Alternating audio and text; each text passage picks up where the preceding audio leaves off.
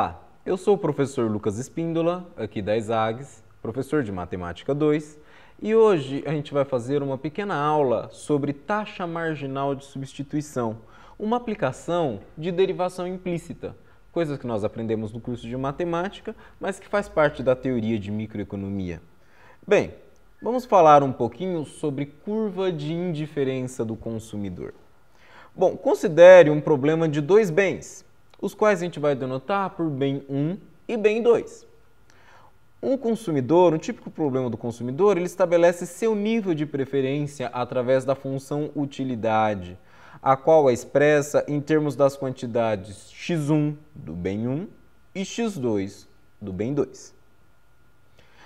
Bom, a gente vai chamar de plano de bens, né? Um sistema de coordenadas, então a gente vai usar um plano cartesiano comum, né? Um plano em que no eixo das abscissas nós vamos colocar as x1, que são as quantidades do bem 1, e no eixo das ordenadas a x2, a quantidade do bem 2. Cada par ordenado x1, x2 nós vamos chamar de cesta. Então nós temos uma cesta de bens. Isso é um típico problema de dois bens. Imagina dois bens quaisquer. Bom, um pode ser manteiga e margarina, o outro pode ser tomate e batata. Né? Considera essa situação em que você tem dois bens e o consumidor se depara em escolha de dois bens. Ok? Bom, aqui nós vamos falar de uma função utilidade clássica, que é a função utilidade Cobb-Douglas. Né? Bom, o que é essa função utilidade? Ela é muito usada, né, para expressar a utilidade do consumidor e ela é expressa da forma abaixo. Então, a letra U, nós usamos de U de utilidade, U de x1, x2, ou seja, a utilidade dessa cesta de bens, ela vai ser um A vezes x1 elevado a esse Azinho, vezes x2 elevado a 1 menos A. Sendo A um número positivo e o A um número aí entre 0 e 1. Tá certo? Ok? Então, nós podemos ver aí que ela vai expressar a utilidade de uma cesta de bens. É a utilidade cardinal. Então, quanto maior for o número, maior é a utilidade daquela cesta de bens para o consumidor. E quanto menor, menor é a utilidade da cesta de bens para o consumidor. É como se você fosse, é uma maneira de medir quão preferível uma cesta é, né? O retorno que ela traz de grau de satisfação para o consumidor. Bem, a curva de indiferença, o que vai ser essa curva de indiferença? Ela expressa no plano de bens todas as cestas para as quais o consumidor é indiferente, pois atingem o mesmo nível de utilidade. Certo? Então, eu costumo dizer que a curva de indiferença é a curva do tanto faz. Para mim, tanto faz uma quantidade maior de um bem e menor de outro, ou maior de um e menor de outro. É a linha em que você está indiferente entre as quantidades dos bens. Tá certo? A rigor, se a gente pensar a rigor na teoria matemática, na teoria econômica, as curvas de indiferença são curvas de nível da função utilidade. Por quê? Porque eu estou tratando exatamente daquelas cestas que trazem o mesmo nível de satisfação para esse consumidor. Olha, bom, vamos considerar então uma típica função Cobb-Douglas, tá certo? Bom, o que vai ser a curva de indiferença no caso da Cobb-Douglas? Nós podemos ver aí que utilidade da cesta é uma constante K. Ou seja, U de x1, x2 é igual a K. Bom, mas o que é U de x1, x2? Eu escrevi, U de x1, x2 é A vezes x1 elevado a Azinho, vezes x2 elevado a 1 menos Azinho.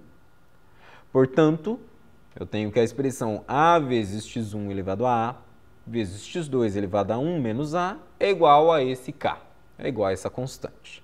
Bom, se eu passar o A dividindo para o outro lado, eu tenho que x1 elevado a A vezes x2 elevado a 1 menos A é um valor C. Tá? Esse C é uma constante positiva, é o K sobre A, tá certo? Então, essa vai ser a típica expressão de uma curva de indiferença no caso da utilidade Cobb-Douglas. x1 elevado a vezes x2 elevado a 1 menos a é igual a c. É importante você observar que a soma dos expoentes, né, a e 1 menos a dá 1.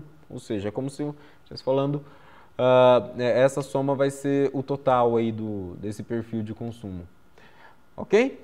Aqui nós ilustramos uma curva de indiferença.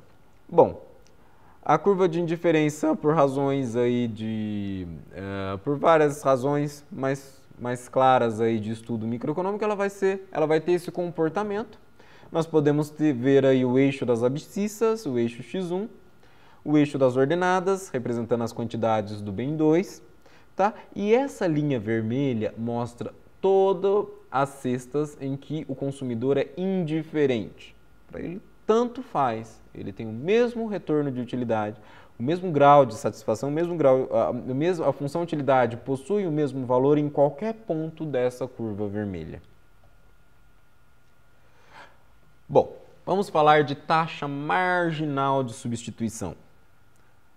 Ela expressa em determinada cesta o quanto o consumidor está disposto a trocar uma quantidade marginal do bem 2 por uma quantidade marginal do bem 1.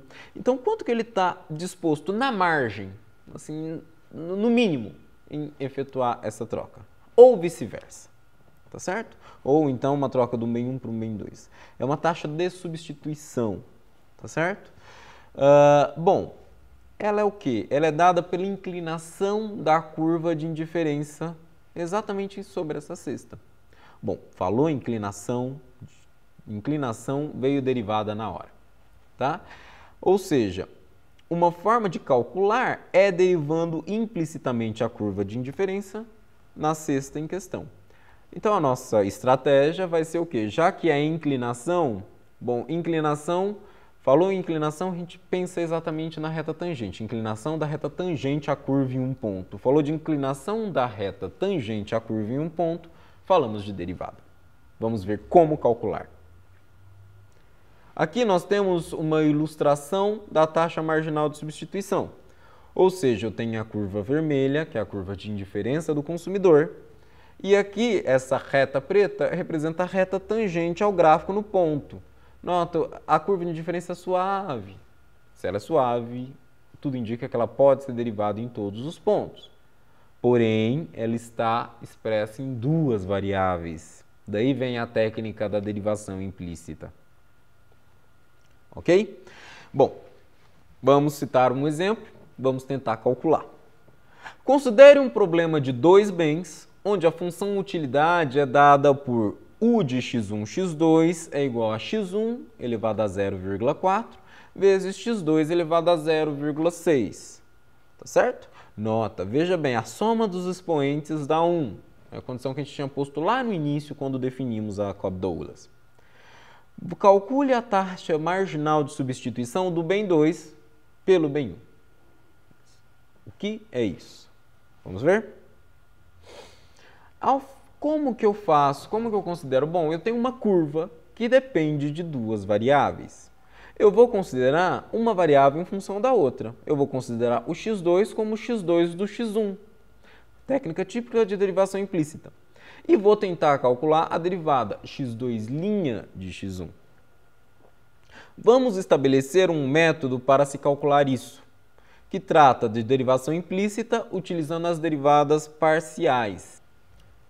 Seja a curva de indiferença dada por U de x1, x2 igual a C, uma constante. Então, nós estamos exatamente sobre uma curva de nível da função utilidade.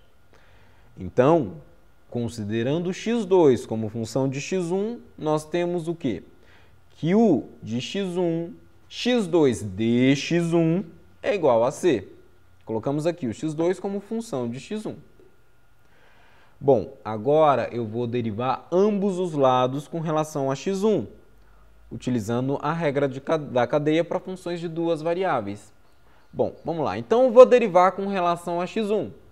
D de x1 de U de x1, x2 de x1 é igual a D de x1, derivada de C com relação a x1. Perfeito. Agora, pela regra da cadeia, funções de duas variáveis, eu quero derivar com relação a x1. Nós temos que a derivada parcial de u com relação a x1 mais a derivada parcial de u com relação a x2 vezes x2' de x1, isso é igual a zero, porque zero é derivada de qualquer constante da zero. Ok? Finalmente, nós obtemos aí que x2' de x1, se eu passar o del x1 para o outro lado fica negativo e passo o del x2 dividindo, eu tenho que x2' de x1 é igual a menos del u del x1 sobre del u del x2. Isso que nós acabamos de fazer é a ideia geral do teorema da função, da derivação implícita para a função. Tá certo? Justamente, x2' de x1 é menos del x1 sobre del x2. Ela está definida nos pontos onde a derivada parcial de u com relação a x2 não se anula.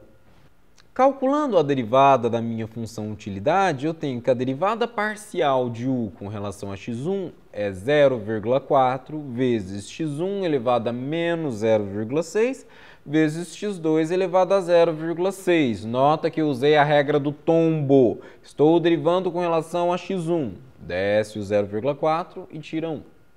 Ok?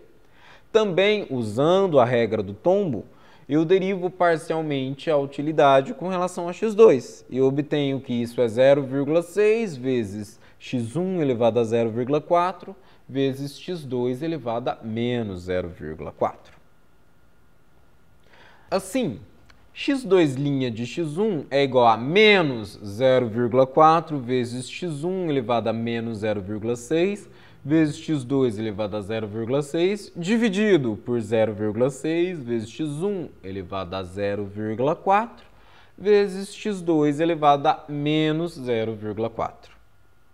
Bom, ótimo. Aí, ajustando os expoentes, fazendo aquela jogada, tem expoente negativo.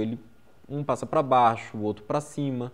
E somando, nós temos que x2' de x1 é igual a menos 0,4 vezes x2 dividido por 0,6 vezes x1.